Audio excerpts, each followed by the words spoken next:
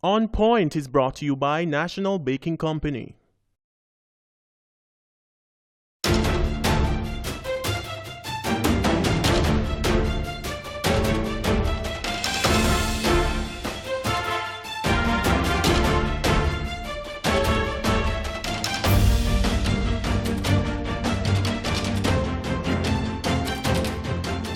Good evening and welcome to On Point. I'm your host, Kalila Reynolds. And I'm Dennis Chung. Well, Dennis, one of the two big stories this week internationally that kind of impact us. One of them was the Bill O'Reilly situation, and we'll be talking a lot more about that later on. And more recently, a new development is this bill being proposed by President Trump to tax remittances to countries like Jamaica. So Jamaicans who live abroad, who send money it's home. To 40 countries. He wants to tax that in order to build his wall. Yeah. The latest news coming out is that it has been delayed because the Democrats would have been opposing it, and they need to ensure that the government doesn't shut down. So they need to vote some expenditures. But it's going to be an interesting time after this to see how the story develops. I'm sure a lot of persons are going to be upset about it, even some people who voted for Trump. So, I think we need to follow that story in the coming weeks. Yeah, because remittances, especially small island developing countries like Jamaica, make up a significant portion of GDP. Yeah. You have some countries in the Caribbean where remittances are 40–50% of GDP. Yeah. And so taxing losing 2% of that. Losing a whole, what it means is that the people who are sending the money, many of them will end up sending less because they have these extra fees to pay, and so it can be a potentially tremendous impact on these economies. Yeah, I think it's going to have a significant impact because you're talking about, in our case, for example, you're talking about 2% of $2 billion. US dollars, that's quite significant. Yeah. So we'll see how that plays out, But later in the show also, we're going to be speaking customer service, which is a very important topic also. Yes, and before that, we're going to be looking at the Bill O'Reilly situation. He was fired recently from Fox News. Remember, the O'Reilly factor was like the biggest thing on cable news TV. And that didn't stop him from being fired from his show, so we'll talk about that and lots more later. And before him, Roger Ailes. Yes. Was terminated from Fox. Yes, so and we deal with sexual harassment different in Jamaica, so we're going to be having that discussion. We're going to be having that discussion later on in the program. But first, let's take a look back at some of the top business stories this week. At number 5. Global stocks rallied this week after results from the first round of France's presidential election raised expectations that the European Union would hold together. Pro-business candidate Emmanuel Macron won the most votes on Sunday, and many investors expect him to win a runoff against the remaining anti-EU candidate Marine Le Pen. The runoff is set for May 7. At number 4. Standard & Poor's S&P has downgraded Trinidad and Tobago's long-term sovereign credit ratings from A- to BBB+. While the agency maintained the country's economic outlook as stable, it said the change was based on Trinidad and Tobago's higher debt burden. Many of the country's private sector companies have experienced lower than projected financial performance, which they say is consistent with the conditions they've been experiencing since the second half of last year. At number 3, the Bahamar Mega Resort opened in the Bahamas to much fanfare on Friday, nearly 2 years after filing for bankruptcy in the United States. The multi-billion-dollar 1,800-room project is also home to the largest casino in the region. Bahamas Prime Minister Perry Christie says it's the most significant economic development ever to occur in a single phase in the entire Caribbean. The new resort is projected to attract an additional 315,000 tourists to the country annually, increasing their arrivals by nearly 20%. The influential private sector organization of Jamaica, PSOJ, is supporting calls for an amnesty on property tax arrears. The call was made in the Senate last week by Government Senator and Grace Kennedy CEO Don Webby. The PSOJ says taxpayers should be allowed to make settlements on their arrears, which after the government should take whatever steps are needed to collect. Jamaicans owe some $13.5 billion in property taxes. And your top business story this week is the possible remittance tax that lawmakers in the United States are being asked to consider. Republican Mike Rogers is proposing a 2% tax on money that people from 42 countries, including Jamaica, sent home. Remittances are one of Jamaica's major foreign exchange earners, second only to tourism. It accounts for some 17% of GDP. State Minister of Finance Favour Williams says if approved, Jamaica could lose out on nearly $4 billion. And when we come back, we talk sexual harassment in the workplace right here on Point.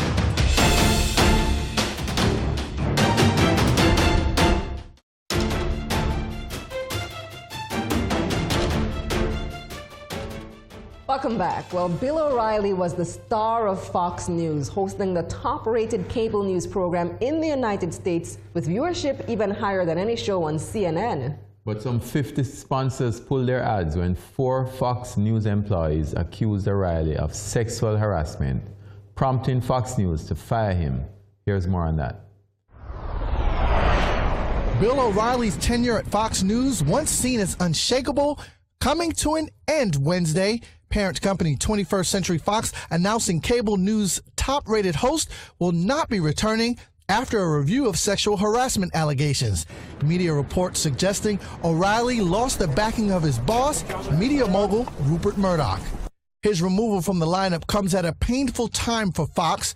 Roger Ailes, the architect behind the network's success, was fired under his own cloud of sexual misconduct allegations, and another ratings winner, Megyn Kelly, quit for NBC in just the past few months. Ratings are already down. A quarter of his viewers have tuned out since he went on vacation last week.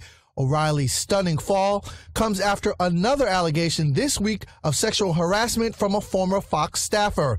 This follows revelations that $13 million in settlements had been paid over the years to settle similar claims, leading over 50 companies to pull advertising from his show. O'Reilly will not be back on the air to defend himself or say goodbye to his viewers, marking an uncharacteristically quiet end to 2 decades of bombastic commentary from one of the leading defender on the political right. It also shows a stunning change of heart by management, since accusations of sexual bullying have been swirling around the network anchor for years, but never hurt his popularity until now. And we're joined now by Nikisha Sewell-Lewis from the Women's Research Outreach Center, and also Karen Small. She's policy analyst at the Bureau of Gender Affairs. Welcome to On Point. Thanks for having us. Welcome, ladies. This sexual harassment thing has been a long debated thing, a hot topic. What is sexual harassment? Because people, need to have a clear definition of what it is. Well, there are many definitions out there, but to put it very simply, it's unwelcome sexual advances that usually take place in the workplace or in a place where one person has power over the other person. Because looking at the Bill O'Reilly example and the things that the women were accusing him of, I was expecting, when I heard that he was fired and all these people pulling ads, I was expecting that he groped 1 or 2 other women, or outright sexual things. But the things that he did sounded pretty minor, at least in the Jamaican context. Well, within the Jamaican context, I think we have really accepted quite a large number of things that are unacceptable. It's not just about touching the person, but what you say and how you make the person feel. If you make my workplace uncomfortable, to me, that is harassment. You've made it difficult for me to be a productive worker. But Nikisha, it's not just a workplace, it's a work relationship, right? Absolutely. Because it can occur outside of the workplace. Absolutely. If you're in that work relationship. Absolutely. It could be a vendor that I go to visit. Let's say I'm a salesperson and I go to sell them something, and that person makes a sexual advance. That is harassment. You've made me uncomfortable, and you've made it difficult for me to be able to be productive. So I know there's a law, Karen, or I should say a bill in the House of Representatives. It's been there for like a year and change now, since December 2015 it was tabled. Does it specify exactly what things fall under harassment? Because I think that's part of the challenge. People aren't quite sure what is harassment. Well, the thing is, we have had a draft national policy for the longest while, dating back, well, it's been the 9th year now that we have been working on this, trying to get it approved. So we had a policy that preceded the bill, and the policy helped to inform the bill. But presently, there is no bill, because when there was the election and the political administrations changed, then we had to go back to the drawing board in terms of trying to resolve some of the issues that came up. But what were some of the issues that came up? Well, I wouldn't want to think that this is not in the interest of some of these parliamentarians to pass it. Eh? No. It was just a matter of who were the persons, well, the ministries, the key ministries that were consulted when they were drafting the bill. And so those that were not consulted felt that there were some serious omissions and concerns that they had. So they had to review, and they're reviewing that as well. So they want to put more stuff in the bill, not take stuff out? No, and they want to also clarify stuff that is in the bill that they would like to be reconsidered or removed. Where do you draw the line, though, between sexual harassment and just simple workplace banter? Men and women have shared jokes in the office all the time. I think you have to decide what is unwelcoming for you, and you need to communicate that. So if someone has said something and you don't have a problem with that, you communicate, whether by body language or by verbally saying to them, I'm cool with that, I'm comfortable. But also, if someone has said something that makes you uncomfortable, you say, I'm uncomfortable with this line of conversation, please don't repeat it. Or if someone has said something that has really hurt you, you make a report to the human resources. Well, let me ask this, Karen. This is one thing I always speak to when it comes to these acts and bills. But the other side of it is, suppose someone falsely accuses someone of sexual harassment and causes reputational and financial loss to that person.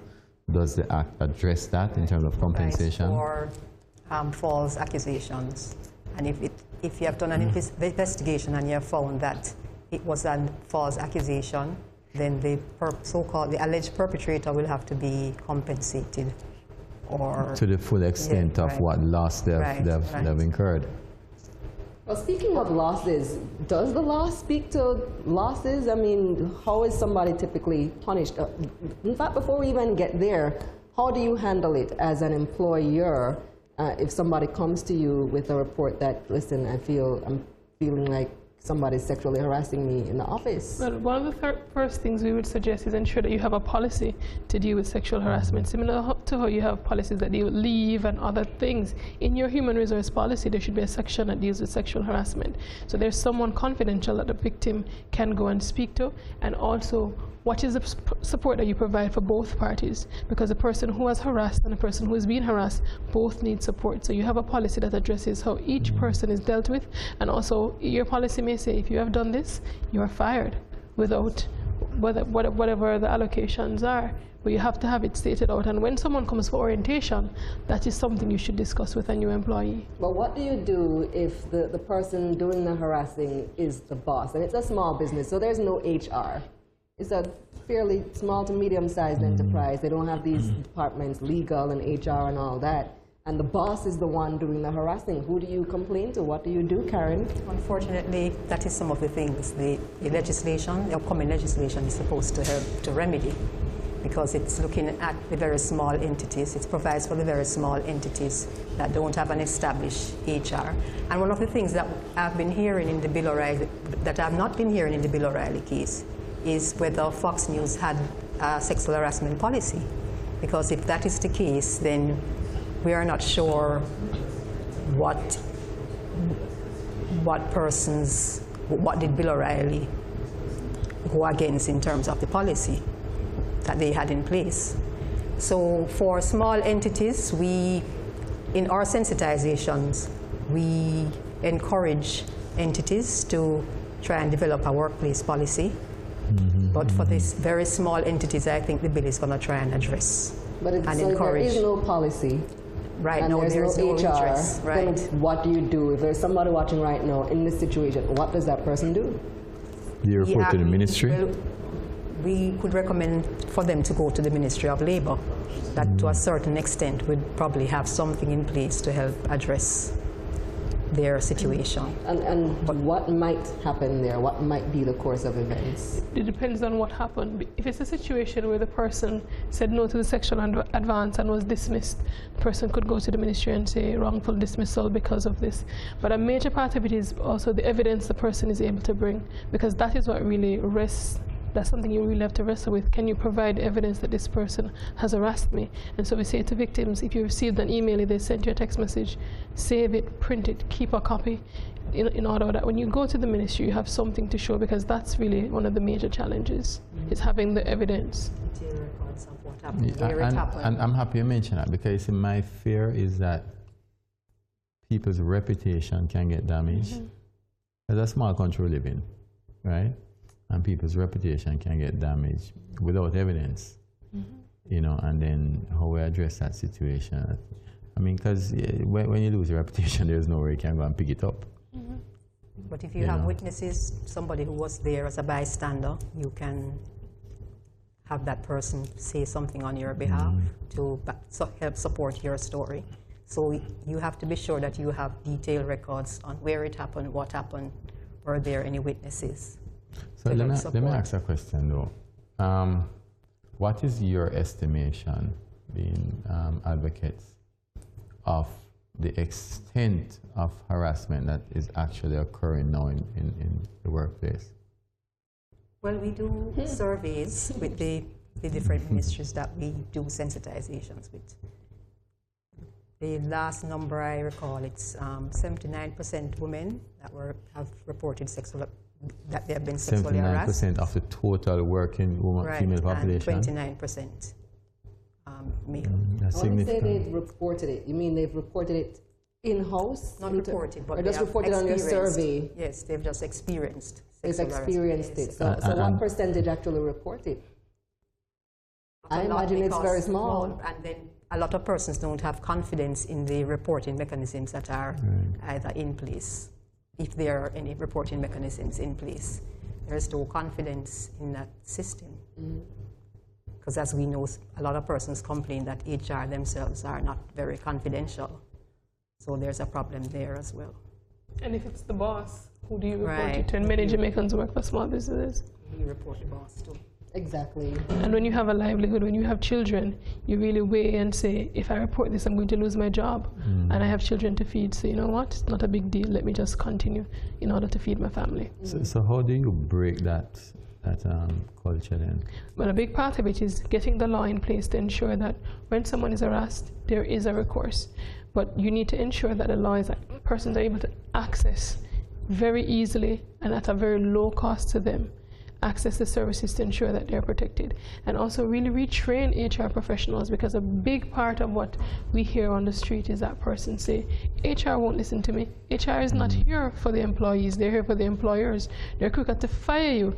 And if I report sexual harassment this week, next week, the one day I'm late, all of a sudden I'm fired for that. So you really to retrain HR professionals. Maybe you can't just fire somebody for coming late one I know, day. but maybe I was late 3 times before, but it wouldn't have been a problem. Well then, don't be late. That's what I would say to them. If you live in a glass house, you don't throw stones. That's what is usually put forward when there's a claim of sexual harassment. Something else is used to say that was the problem. To justify the dismissal. So under the proposed law, what would happen? Is there a penalty? Is there a fine? What would happen under the proposed law? Really, the law is proposing, or well, at least in the policy, we propose that there be a tribunal. But the tribunal actually for persons who businesses and companies, the tribunal would actually be a last resort. You have to have exhausted all avenues for redress within your organization. So your organization would have had to have a complaints mechanism in place, some kind of investigative committee to look into the claims of sexual harassment. And if you have exhausted all those avenues and you're not comfortable with the resolution, if there is any resolution, you go to a tribunal. But then what would happen? Because not all cases, I imagine very few cases the harassment actually resulted in the employee being fired, the person who complained. Many of them are like the Bill O'Reilly case. So people just stayed there and continued. You know, they're just hearing things. They weren't fired. They may have eventually left of their own accord later. So what happens? A major part of it really depends on the employer. Employers really have to push a different culture. Because what will happen is that very few cases will probably make it to the tribunal. Very few people are willing to put themselves at risk, because anytime you expose yourselves, you're putting your family at risk, putting yourself at risk. So the best thing I think that can come from it is really to educate employers and to get employers to buy in, to realize that it's also about productivity. It's not just about the person who's coming forward, but if you have employees who are coming to work and they feel intimidated, they feel uncomfortable, that's going to affect your bottom line. That's going to affect your profits. It's a productivity issue as well. I think we need to push the envelope and really sell it from that side to say this affects how much money you make. This affects what happens to your employees, and really help employers to realize that the more comfortable a working environment is, the better it is for you. I think that's something that we really have to help them to understand. But what's the role of your organizations, though? You provide support to people. Well, we provide support to harassed. women with whatever challenge they have. Also, we advocate. So when they bring out the new policy, we will review it. We'll probably have a focus group. We'll meet with other women to say, does this make sense for you?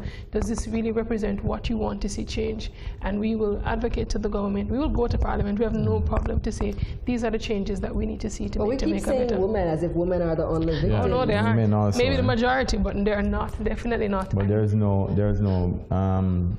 men's resource outreach center.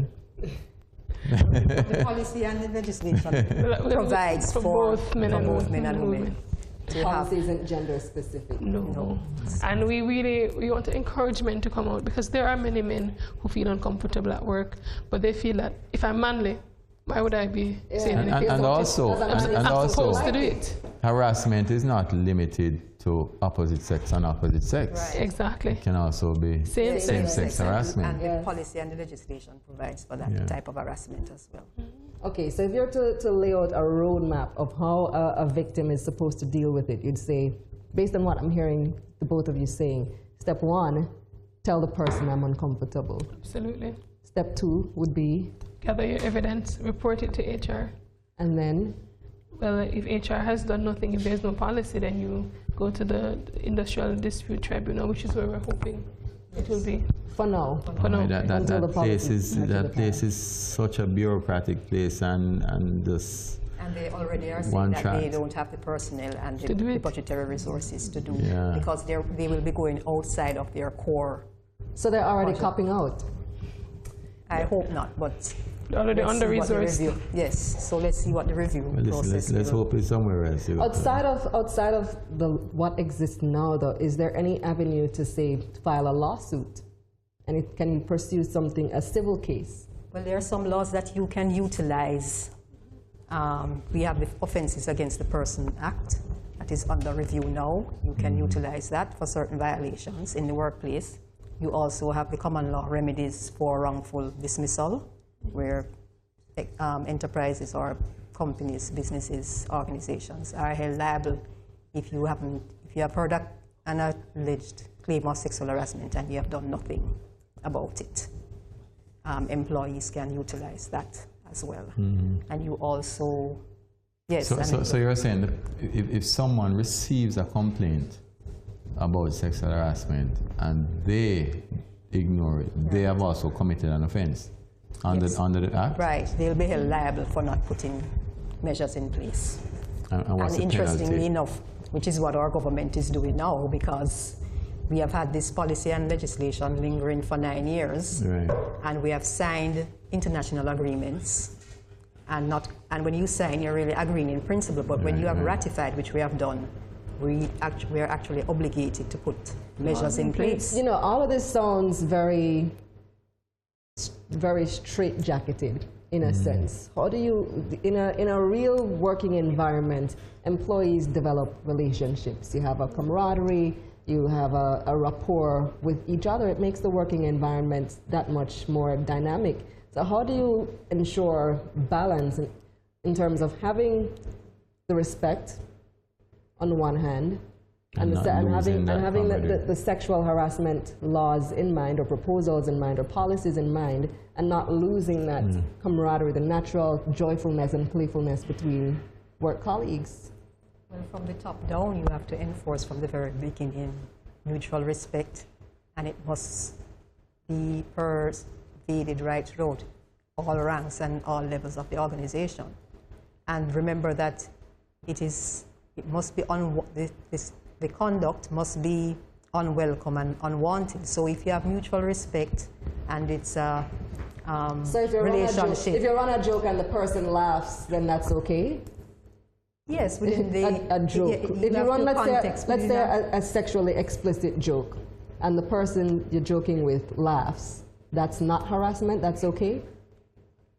If that person is comfortable with what was said, but as long as they're not comfortable, they can say, I didn't find that funny, or I'm not comfortable with that particular line of camaraderie or joke, you know. What about office romances? Because it happens. You fall in love with your coworker. Some people, even your boss, they end up marrying the boss. We talk about what is the office policy. Many organizations have policies about relationships. Some will say if it is a supervisor and a subordinate, that relationship cannot continue. But you have a human resource department and you have policies that talk about romances. And I would always suggest one person probably will need to leave because it will become very difficult for you to work. Although you do have couples that work together, but they have to establish what works for them in their working environment. And each organization has to decide. What if you break up?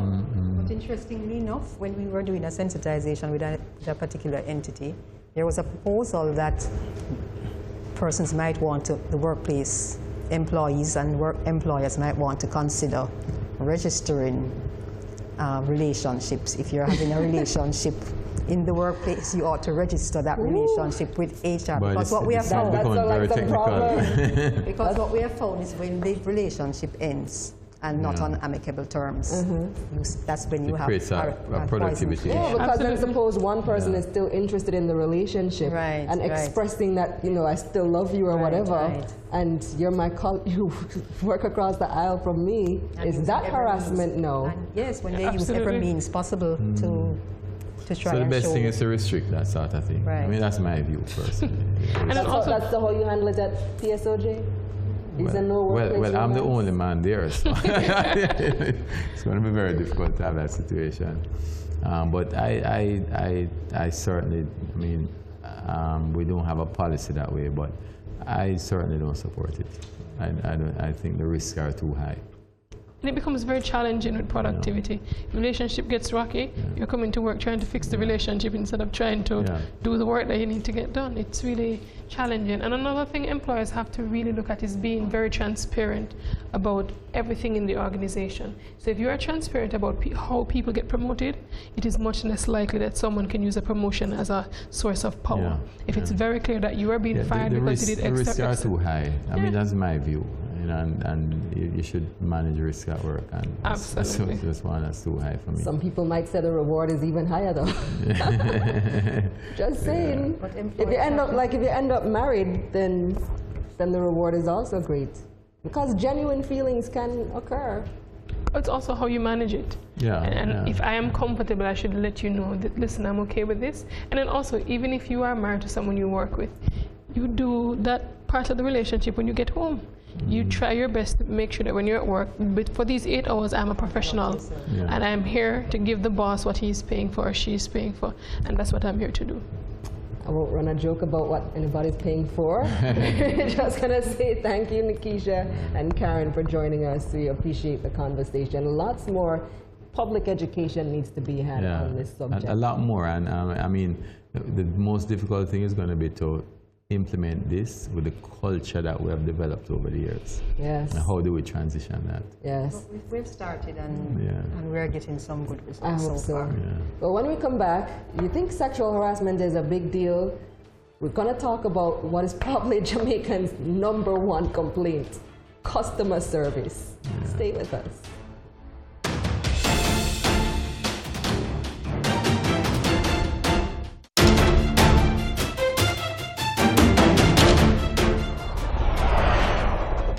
Welcome back. Well, if you watch enough American TV, you hear sayings like the customer is always right. But it often seems that saying is just not the case in Jamaica, where many customers often complain of poor and very poor customer service. So how do we get it right? We're joined now by a man described to us as an expert in the field. Rohan Ambersley is the commercial director at Massey Gas Products, better known as GasPro. They topped a recent customer satisfaction survey, and he's here to tell us how they did it. Welcome to On Point. Good to be here. Welcome, Ron. Ron, you're actually the CEO, right? I am the CEO. Right, the CEO. Used to be the commercial director. Right, yes. But I'm now the CEO. So, Ron, tell us, what is good customer service? Because it seems an elusive topic.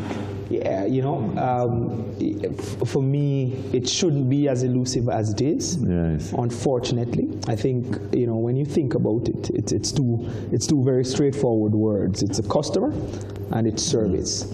You know, one of the things we say at GasPro is that the customer is the reason we exist. You know, business exists to serve customers. Exactly. And we exist to ensure that the customer is properly served.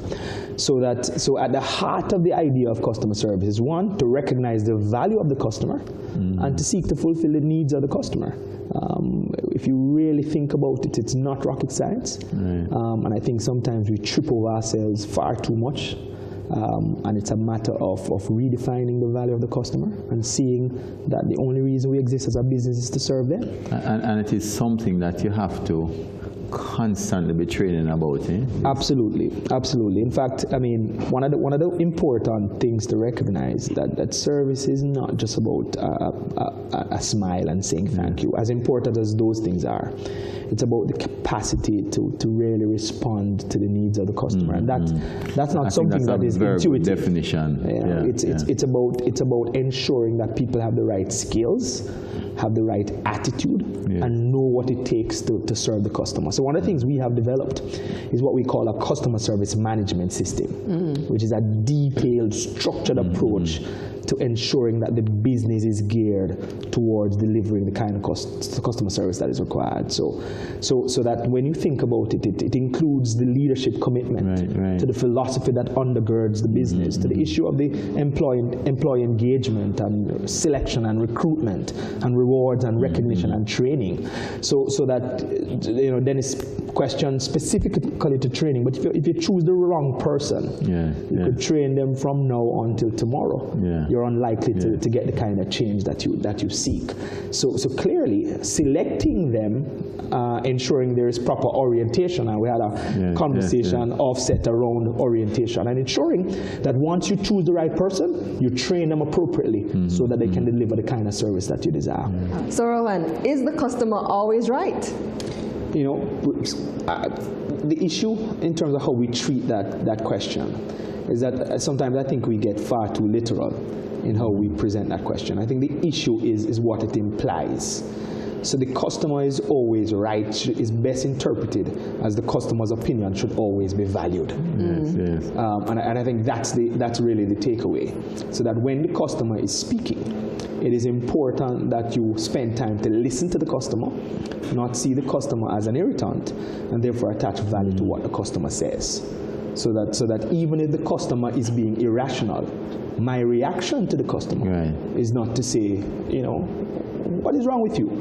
It is to recognize the value, to be empathetic, and to therefore, because the customer is valuable, and because the customer's opinion should be valued, I respond appropriately. I think that's the implication of that phrase, and that's the best application. So how do you respond when the customer is just being unreasonable? Right. So you recognize that because the customer is the customer. I mean, you know, Sam Walton says the customer is the one true boss, because he can fire the chairman right down just by choosing to spend his money somewhere else. So because the customer is choosing to spend his money with me, even if what he's saying comes across as unreasonable and irrational, rather than responding out of frustration, I choose to respond with understanding. And very often what you can do is to be quiet, listen, allow the so-called irrational customer to vent, and then hopefully redirect him to a positive place. But once you respond with disrespect, then what you're doing is disrespecting the one true boss, and you never want to do that. And you start to aggravate the situation even more. You make it absolutely worse. Well, one of the things that people always say, though, some people say that the employee should be number one. So Right. you said the customer should be number one. Sure. Do you have a view on that? Yeah, and that's an interesting point, and I've heard it too. I think it's perhaps a false dichotomy. In my mind, people should be number one. Yes. And importantly, employees are people, and customers are also people. Yes. And I don't think it needs to be separated and placed on levels. Right, right. I think as a leader, I have to treat my people well, and I consider my employees, we could Yes, very well yes. say, our internal customers Yes. and our external customers. And I believe while some put the employee first and put the customer second, and some do it the other way around, in my mind, it is treating people well, Right. employees and customers alike, Across the board, so that it yeah. becomes a common part of the way you approach serving people and treating people, and the dichotomy becomes irrelevant. Interesting stuff. Let me give you a chance before we wrap to toot your own horn there at GasPro. The survey, the most recent, what was it, a customer service survey Right. that was done? So one of the things that we believe in is that we are trying to operate at a global standard. That this idea that, you know, customer service is foreign to Jamaica is something we don't embrace, one, and two, that we're not comparing ourselves simply to local companies. Yes. We believe that customer service and people all over deserve customer service. So one of the things we have done is that we've sought to benchmark against international companies, and a tool that we use to do that is what is called the American Customer Service Satisfaction Index, which benchmarks global companies. And we use AXI to do a survey, and we scored in the upper echelon of the survey, which we're very proud of. And it's something we recommend to other companies to actually seek to benchmark against global standards, because that will drive the kind of improvement you seek in customer service. I can see you are very proud. I am very proud, and we're seeking continuous improvement. We'll never stop. All right, well, thanks for joining us, Thank you very much. Thank you. Thank you Hopefully very those much. listening got some useful insight. When we come back, we'll have the numbers and your word on the street.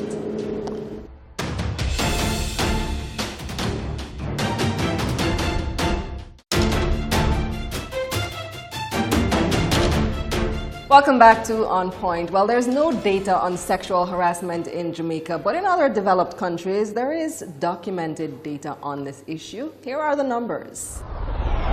According to the United Nations, between 40 and 50% of women in European Union countries experience unwanted sexual advancements, physical contact, or other forms of sexual harassment at their workplace. In the United States, over half of all claims of sexual harassment resulted in no charge. According to a study by the US-based Equal Employment Opportunity Coalition, EEOC, some 75% of people who experience sexual harassment do not report it, while women file the overwhelmingly majority of complaints.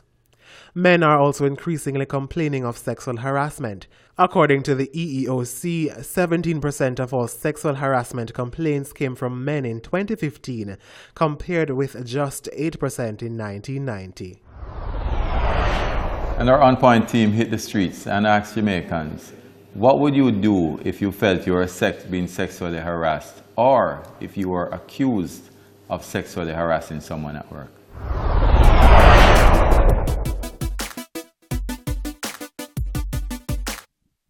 I would report it to my supervisor, and if nothing goes from there, I would go to the police. I guess you'd have to report it to HR. But men generally don't report sexual harassment.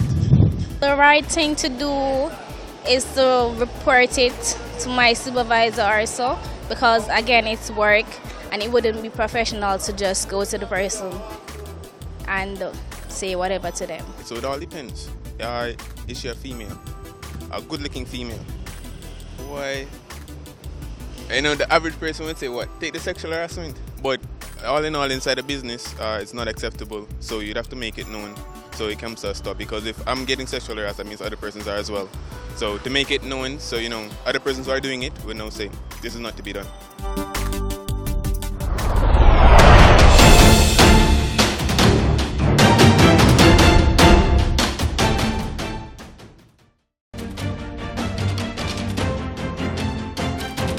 Dennis, it's been an interesting set of discussions, especially on sexual harassment. Listening to the O'Reilly accusations, I realized that we put up with a lot. Women in Jamaica and the Caribbean put up with a whole lot because those things seemed trivial to me, and I've seen so much worse. I've experienced so much worse, and you just let it slide because you don't want to be the bee in the office.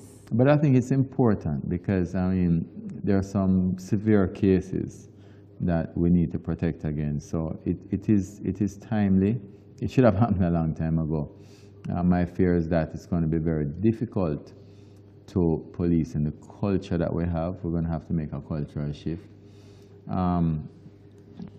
But also, we have to be very definitive about how we implement this thing because it's a small country. People's reputations can be damaged. Certainly what it means is that the HR management is going to be critical going forward in this sort of environment. Yeah, I think one of the big lessons for me over the years has been you have to be consistent in how you respond because you can't on one day be laughing and joking with the person. The person makes an inappropriate remark to you and you laugh and you participate and you even encourage and continue the conversation, and then tomorrow you come and you say, that was offensive, that was inappropriate. You have to be consistent with it, or else they won't take you seriously. Yeah, and not only that, it can damage work relationships, which is very important. And talking about that, we also spoke about the matter of customer service with Ron Ambersley, and I think that was a very good definition he gave, that customer service is the capacity to respond to the customer's needs.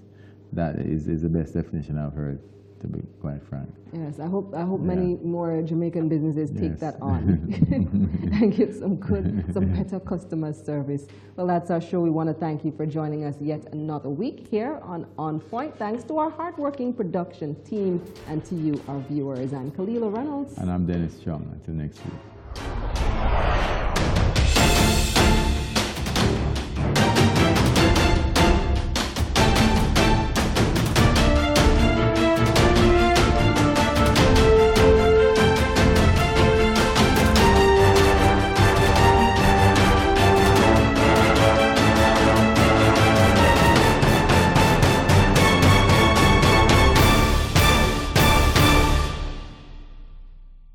On Point was brought to you by National Baking Company.